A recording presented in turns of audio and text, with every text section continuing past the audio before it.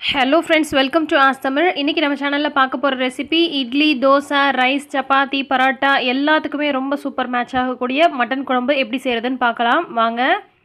வீடியோக்குள்ளே போகிறதுக்கு முன்னாடி நம்ம சேனலை இது வரைக்கும் சப்ஸ்கிரைப் பண்ணலாம், உடனே சப்ஸ்கிரைப் பண்ணிவிடுங்க. இப்போ குக்கர் அடுப்பில் வச்சு ஹீட் ஆனதும் கொஞ்சமாக குக்கிங் ஆயில் ஊற்றிக்கலாம். 3 டேபிள் ஸ்பூன் அளவுக்கு ஆயில் ஊற்றிக்கோங்க. அதில் ஒரு பட்டை துண்டு, 3 கிராம்பு, 3 ஏலக்காய் போட்டிருக்கேன். அப்புறம் நீல வாக்கில் கட் பண்ணி வச்சுருக்கேன் 4 பெரிய வெங்காயம் போட்டுக்கிறேன். ரொம்ப பெருசாக இருந்துச்சுன்னா ஒரு 3 வெங்காயம் சேர்த்துக்கோங்க போதும். இப்போ இது சீக்கிரமாக வதங்கிறதுக்காக கொஞ்சமாக உப்பு போட்டுக்கலாம். உப்பு போட்டு வதங்கும் போது நமக்கு கொஞ்சம் சீக்கிரமாகவே வதங்கிடும்.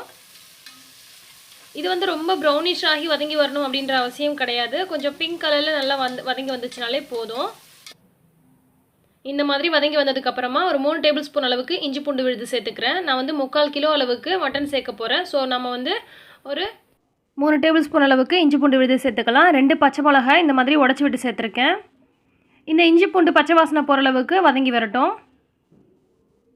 ரொம்ப நேரம் வதங்கி வரணும் அப்படின்ற அவசியம் கிடையாது. இஞ்சி பூண்டு விழுது போட்டுட்டு ஒரு 30 செகண்டில் பார்த்தீங்கன்னா நீங்கள் தக்காளி போட்டுடலாம். இல்லைன்னா உங்களுக்கு அந்த இஞ்சி பூண்டு அடிப்பிடிக்க ஆரம்பிச்சிடும். தக்காளியை போட்டோம் அப்படின்னு சொன்னால் நமக்கு அந்த இஞ்சி பூண்டு அடிப்பிடிக்காமல் ரெண்டுமே இந்த ரா ஸ்மெல் போகிற அளவுக்கு வதங்கி வந்துடும். இப்போ தக்காளியும் பார்த்திங்கன்னா நல்லா இந்த மாதிரி மேஷ் ஆகி நல்லா வதங்கி வந்துருச்சு. இப்போ 3/4 கிலோ அளவுக்கு மட்டனை நல்லா 3-4 முறை வாஷ் பண்ணி எடுத்து வச்சுருக்கேன். அந்த மட்டனை இதில் சேர்த்துடலாம். ரொம்ப தண்ணியோடு சேர்த்துறாதீங்க, தண்ணி ஓரளவுக்கு வடிச்சிட்டு சேர்த்துக்கோங்க. இப்போ இதை போட்டு நல்லா கிளறி விடுங்க. அதுவும் அந்த கறியும் பார்த்திங்கன்னா நல்லா அந்த வெங்காயம் தக்காளியோடு நல்லா பிரண்டு நமக்கு வதங்கி வரணும். ஒரு 1 மினிட் அளவுக்கு இதை வதக்கிடலாம். மட்டனே பார்த்திங்கன்னா நமக்கு கொஞ்சம் நேரத்தில் தண்ணி விட ஆரம்பிக்கும். இப்போ நாம் புதினா தழை சேர்த்துடலாம். அடுத்து மல்லித்தழையும் சேர்த்துடலாம். அடுத்தது இதுக்கு நம்ம தேவையான மசாலா பொருட்களை சேர்க்க போகிறோம். 1/2 டீஸ்பூன் அளவுக்கு மஞ்சள் தூள் சேர்த்துக்கிறேன். 2 டேபிள் ஸ்பூன் அளவுக்கு மிளகாய் தூள் சேர்த்துக்கிறேன்.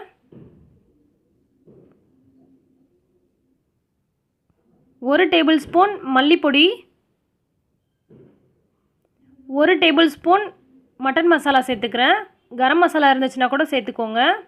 இப்போ இது எல்லாத்தையும் போட்டு நல்லா கலந்து விட்டுறலாம். வேறு எந்த மசாலா பொடியும் நம்ம சேர்க்கலை. இதுலேயே பார்த்திங்கன்னா நல்ல ஒரு டேஸ்ட்டாக செம்மையாக இருக்கும் உங்களுக்கு மட்டன் குழம்பு. இந்த மட்டன் குழம்பு பார்த்திங்கன்னா நீங்கள் ரொம்ப கெட்டியாக வைக்காமல் கொஞ்சம் தண்ணியாக வச்சிங்கன்னா ரொம்ப சூப்பராக இருக்கும் சாப்பிடும்போது. அதுவும் இட்லி தோசைக்கெலாம் பார்த்திங்கன்னா சான்ஸே இல்லை, அவ்வளோ சூப்பராக இருக்கும். இப்போ இதில் தேவையான அளவுக்கு தண்ணி ஊற்றிடலாம். நான் 2 கப் அளவுக்கு தண்ணி சேர்த்துருக்கேன். ஏன்னா மட்டன் வேகிறதுக்கு கொஞ்சம் டைம் எடுக்கும். அதனால் நம்ம தண்ணி சேர்த்து வேக வைக்கும்போது அது சரியான பதத்தில் இருக்கும். இப்போ இது கூட நான் தேங்காய் பால் சேர்க்க போகிறேன். தேங்காய் பால் பார்த்திங்கன்னா ஒரு 1/4 மூடி அளவுக்கு தேங்காய் பால் அரைச்சி சேர்த்துருக்கேன். தேங்காய் பால் சேர்க்காமல் செஞ்சால் கூட நல்லா தான் இருக்கும். பட் தேங்காய் பால் சேர்க்கும் போது ரொம்ப சுவை கூடுதலாக சூப்பராக இருக்கும். இப்போ இந்த மாதிரி நல்லா கொதி வர ஆரம்பித்ததுக்கப்புறமா நீங்கள் குக்கரை மூடுங்க. கொதி வரதுக்கு முன்னாடி குக்கர் மூடிங்கன்னா அவ்வளோ சுவையாக இருக்காது குழம்பு.